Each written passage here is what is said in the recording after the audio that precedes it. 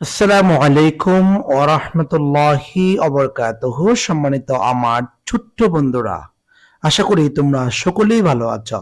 আজকে আমরা আলোচনা করব তোমাদের চতুর্থ শ্রেণীর ইংরেজি বইয়ের চতুর্থ অধ্যায় থেকে যে 10টি বাক্য সংগ্রহ করেছি, এবং আমরা আমাদের আজকের ক্লাসটি একেবারে 8 নম্বর ক্লাস। ঠিক আছে, আজকের ক্লাসে আমরা মোট 10টি বাক্য আলোচনা করব। এই 10টি বাক্য তোমরা যদি ভালো করে বুঝতে চাও, শেষ অবধি পর্যন্ত ভালো করে দেখবে, ক্লাসটি না টেনে। এবং এই ক্লাসের 10টি বাক্য সংগ্রহ করা হয়ে আছে তোমাদের চতুর্থ শ্রেণীর ইংরেজি বইয়ের ইউনিট 4 এনজয়িং অ্যানুয়াল এক্সাম বা স্পোর্টস থেকে সংগ্রহ করা। প্রতিটি বাক্য আমি তোমাদের ভালো করে বুঝিয়ে দেওয়ার চেষ্টা করব। যদি কোথাও কারো কোনো কনফিউজিং হয় তাহলে আমাকে কমেন্টসে জানাবে, আমি উত্তর দেওয়ার চেষ্টা করব। প্রথমত আমরা এখানে 10টি বাক্যের 1 নম্বর বাক্য দেখতে পাচ্ছি। হাই, এই যে আই ড্যাশ রাহাত টু বি ভার্ব বলেছে। আচ্ছা, এই টু বি ভার্ব বলতে আমি এর আগে কয়েকবার বলেছি, আমরা কতগুলো নির্দিষ্ট শব্দকে বুঝি। কি কি?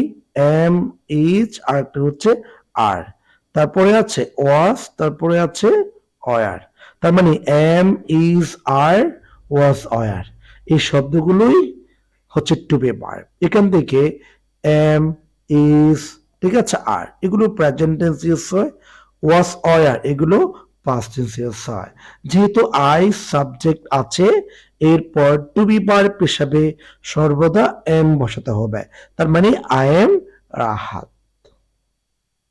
এরপর বি নাম্বার দেখবো। বি নাম্বার বাক্য শুরু হয়েছে হাউ দেয়া, বাক্য শেষে একটি প্রশ্নবোধক চিহ্ন আছে এবং এখানে একটা শব্দ আছে নেও, ঠিক আছে, এবং ভার্বের সাথে আইএনজি হয়ে আছে, অর্থাৎ শূন্যস্থানে আমাকে টু বি ভার্ব ব্যবহার করতে হবে। তো সেক্ষেত্রে আমরা টু বি ভার্ব থেকে আমার এই সাবজেক্টটা যেহেতু প্লোরাল আছে বা ইউ আছে, সেক্ষেত্রে আমরা প্রেজেন্ট টেন্সে আর বসাবো।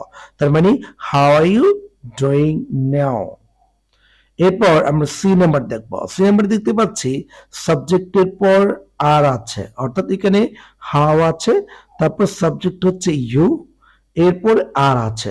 তো সাবজেক্টের পর যদি আর থাকে, এরপর ভার্বের সাথে আইএনজি হয়, অর্থাৎ এখানে যেটা ডু আছে সেটা ডু থাকবে না, এই ভার্বের সাথে অবশ্যই আইএনজি যোগ করতে হবে। তার মানে how are you doing now. আশা করি তোমরা এই 3টি বাক্য ভালো করে ভালোভাবে বুঝতে পেরেছ। এরপর আমরা পরবর্তী যাচ্ছি ডি নাম্বারে। ডি নাম্বারে আমরা দেখতে পাচ্ছি সাবজেক্টে হাই আছে, বা হাই সাবজেক্ট হচ্ছে হি, টু বি ভার্ব বসাতে বলছে। তো সাবজেক্ট যেহেতু she third person singular, to be verb হিসেবে আমরা ইজ বসাবো। আর যদি অতীত নির্দেশক কোনো শব্দ থাকে সেক্ষেত্রে আমরা ওয়াজ বসাতে পারবো। অতীত নির্দেশক শব্দ না থাকলে আমরা ওয়াজ বসাবো না, আমরা সর্বদা এসে ব্যবহার করব।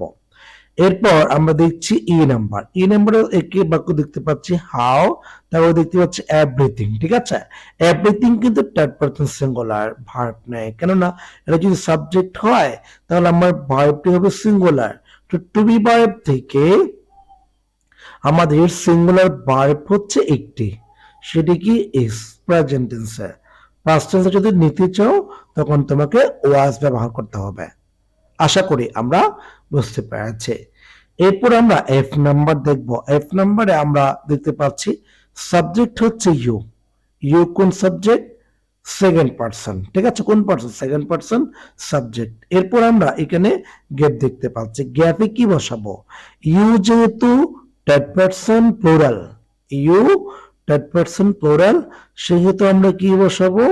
এখানে লোক যেটা প্রেজেন্ট ফর্ম আছে ওই প্রেজেন্ট ফর্ম বসাবো। ইউ আপনার সেকেন্ড পারসন একটি সাবজেক্ট, এই জন্য আমরা এই মূল ভার্বের সাথে এস বা ইএস যোগ করতে পারবো না।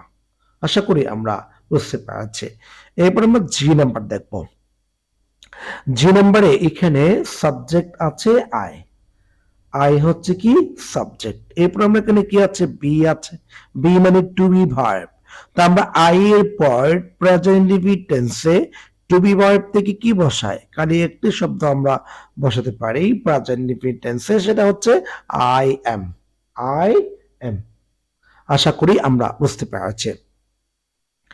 এরপর আমরা দেখব সাবজেক্ট হচ্ছে ইউ, এরপরে আমাকে গ্যাপ দিয়ে আছে টু বি বার ব্যবহার করতে হবে। তো ইউ যেহেতু সাবজেক্ট হয়, এরপরে টু বি বার বসাতে হয়। ইউর সাথে সর্বদা টু বি বারতে কোন কোন শব্দ বসতে পারে? একটি প্রেজেন্ট টেন্সে আর পাস্ট টেন্সে অয়ার, ঠিক আছে।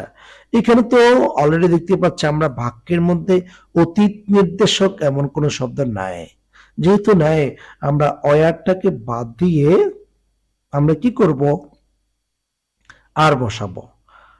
এরপর আমরা আই নাম্বার দেখবো। আই নাম্বারে বলছে ও, তারপর বলছে আই ড্যাশ, একটা শব্দ আছে ভার্ব সি মানে দেখা, তাহলে এই ভার্বটা এখানে হুবহু যেভাবে আছে সেভাবে বসে যাবে। কেন বসবে? ওই যে সাবজেক্টটি হচ্ছে পাস্ট পারসন, আমার সাবজেক্টে যদি থার্ড পারসন সিঙ্গুলার হয় সেক্ষেত্রে মূল ভার্বের শেষে আমাকে এস বা ইএস যোগ করতে হবে, অন্যথায় না। এরপর যে নাম্বার দেখবো, অর্থাৎ আজকের ক্লাসের সর্বশেষ যে বাক্যটি আছে সেটি যে নাম্বারটা। যে নাম্বারে লেখা আছে হুইচ ইভেন্টস, ঠিক আছে, কোন সমস্যাটি কোন ঘটনাটি, হ্যাঁ এভাবে করে বলছে। আচ্ছা, এখানে আমাকে বলছে যে টু বি বার ব্যবহার করতে বলছে। আমরা হুইচ ইভেন্ট, কোন সমস্যাগুলো কোন ইভেন্টগুলো, এখানে লেখা আছে সাবজেক্ট আর, যেহেতু সাবজেক্টটি সেকেন্ড পারসন আছে, এই টু বি ভার্ব থেকে আমরা সর্বদা আর বসাবো। আর যদি পাস্ট টেন্সে যায় সেক্ষেত্রে ভিন্ন কথা। আশা করি আমরা বুঝতে পেরেছি। তো আজকে ক্লাসটি এখানে সমাপ্ত করছি। সবাই ভালো থাকবেন, সুস্থ থাকবেন। আসসালামু আলাইকুম ওয়া রাহমাতুল্লাহি ওয়া বারাকাতুহু।